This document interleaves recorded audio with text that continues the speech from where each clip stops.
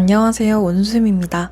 장마철에 책을 펼쳐보면 종이가 좀 울어있을 때가 있는데요. 누가 슬픈 이야기를 읽어준 것도 아닌데 반듯하던 페이지가 공기 속에 습기를 먹고 엄청 제멋대로 구불구불해져 있어요. 편지도 종이니까 여름을 건너는 동안에는 좀 울 수밖에 없겠다. 이런 이상한 생각도 좀 해보고요. 사실은 우체통까지 가는 길에 손바닥에 땀이 묻었을 수도 있는 거고, 갑자기 쏟아진 장마비 때문에 봉투 모서리가 젖었을 수도 있는 거고, 가방 안에서 얼음컵과 한참 붙어 있었기 때문에 우글우글해졌을 수도 있죠. 겨울의 편지가 마음을 꼭꼭 눌러 담은 채 반듯하게 도착한다면, 여름의 편지는 오는 동안 지나온 날씨까지 함께 데려오는 편지라고 생각이 드네요. 조금 구겨지고 한쪽은 번지고 처음 적었을 때와는 다른 모양이 돼서요. 그래서 오늘은 반듯한 문장보다 좀 울어버린 종이 같은 이야기를 한번 해보려고 하는데요. 푸르고 청량한 여름보다는 눅진하고 습하고 그늘지고 우리가 실제로 겪고 있는 여름 있잖아요. 저희가 영상 속에서 보는 여름들은 대체로 푸르릅니다. 바닷가를 달리는 자전거가 있고 투명한 유리잔에는 얼음이 엄청 반짝이고요. 햇빛 아래를 엄청 뛰어나녀도 그 앞머리가 너무 멀쩡하죠. 근데 사실 저희가 겪는 여름은 그렇게까지 단정하지는 않은 것 같아요. 냉장고에 며칠 넣어놨다가 좀 물러진 토마토, 노래보다 장마 예보가 더 자주 나오는 라디오, 마시다가 잊어버려서 얼음이 다 녹아버린 미숫가루. 여름에는 많은 것들이 자기 모양을 오래 지키지 못하는 것 같다는 생각이 들었어요. 아이스크림은 포장을 벗기자마자 손목을 향해서 막 흐르고, 얼음은 얼음 모양을 오래 버티지 못하고요.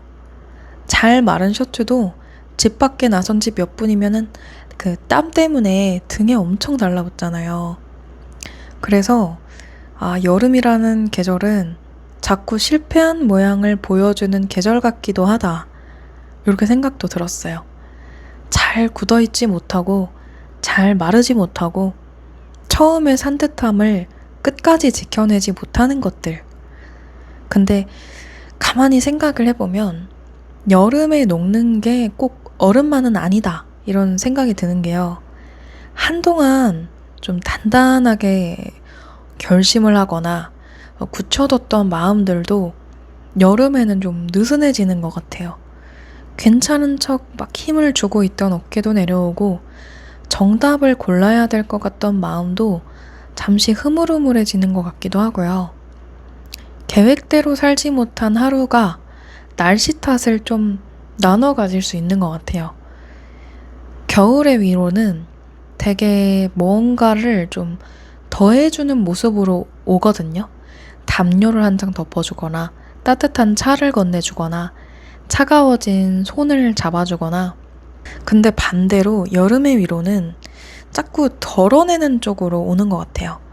창문을 열고 묶여있던 걸 풀고 하던 일을 잠깐 멈추게 하고요. 그리고 사람 한 명 겨우 들어갈 만한 그늘을 내줘요. 뭔가를 해결해주는 건 아닌데 적어도 여기에서는 좀 덜 뜨거워도 된다 이렇게 말해주는 것 같은 느낌이에요. 그래서 저는 겨울의 위로보다는 여름의 위로가 몸에 먼저 와닿을 때가 많고요. 땀에 젖은 팔이 그늘 안으로 저희가 막 들이밀었을 때 피부 겉표면부터 엄청 천천히 서늘해지는 순간 있잖아요. 마음이 괜찮아지기 전에 팔부터 먼저 식고 목덜미가 식고 호흡도 점점 차분해지고요. 이제 그때 좀 알게 되는 것 같아요. 나한테 몸이 있었다. 생각이 너무 많아지면 내 몸이 존재한다는 사실도 종종 잊게 되거든요. 근데 여름은 덥고 끈적이고 목마르고 자꾸 이 몸의 감각을 깨워줍니다. 몸의 위치를 알려주는 것 같아요. 그래서 어쩌면 여름의 위로는 마음을 설득하는 일이 아니라 마음보다 먼저 몸을 그늘에 데려다 놓는 일이다. 이렇게 생각이 들었습니다. 겨울에 마음이 얼면 저희는 녹이면 된다고 생각을 하는데요. 따뜻한 거 좀 먹고 온기 있는 사람 옆에 있고 조금씩 다시 움직이면서 열을 내면 된다. 이렇게요. 근데 여름에 마음이 녹아버리면 어떻게 해야 될까라는 생각도 한번 해봤는데요. 다시 단단한 모양으로 얼려버리는 방법도 있겠고, 흐르지 않도록 얼른 주워 담아버리는 그런 방법도 있겠고, 근데 저는 사실 확실한 답은 아직 잘은 모르겠어요. 근데 녹았다고 해서 없어진 거는 아닌 거는 확신을 합니다. 왜냐하면 얼음도 물이 되고 마음도 잠시 잠깐 다른 모양으로 또 존재를 할 수도 있으니까요. 선명한 이름도 없고 결론도 없지만 그냥 그런 채로 그늘 아래에 좀 머물 수 있는 그런 마음? 오늘 읽어드릴 시는 그런 생각들에서 좀 시작을 했고요. 제목은 여름 편지입니다. 여름의 편지는 영화 속 편지처럼 푸르고 청량하지 않지. 눅진하고 습하고 그늘진 맛. 우리가 정말로 겪는 여름은 물은 토마토, 장마 예보만 흘러나오는 라디오, 얼음이 다 녹은 미숫가루. 그래도 겨울의 위로보다 여름의 위로가 몸으로 더 와닿아. 눅눅하고 선명하고 그늘진 곳은 선명해. 젖은 팔을 들여놓으면 내가 아직 몸을 가지고 있다는 사실부터 천천히 서늘해져. 겨울에 마음이 얼면 차가운 몸을 온기로 녹이고 여름에 마음이 녹으면 어떻게 해? 선풍기 앞 아이스크림은 손목까지 흘러내리고 얼음은 얼음답게 존재하지 못하는 계절이라도 겨울을 가장 좋아한다고 믿고 살아왔는데 정작 나는 매 겨울마다 가장 고통스럽지. 여름에는 삶의 처음인 새로운 도전을 해. 신기하지. 겨울을 좋아하는 마음으로 여름을 기다리는 일. 제가 쓴 여름 편지라는 시인데요. 이 시를 쓰고 나서 한동안 좀 마지막 문장을 들여다봤어요. 겨울을 좋아하는 마음으로 여름을 기다린다. 이게 말로 꺼내보고 보니까 좀 이상한데 저는 오래전부터 겨울을 가장 좋아한다고 말하고 다녔거든요.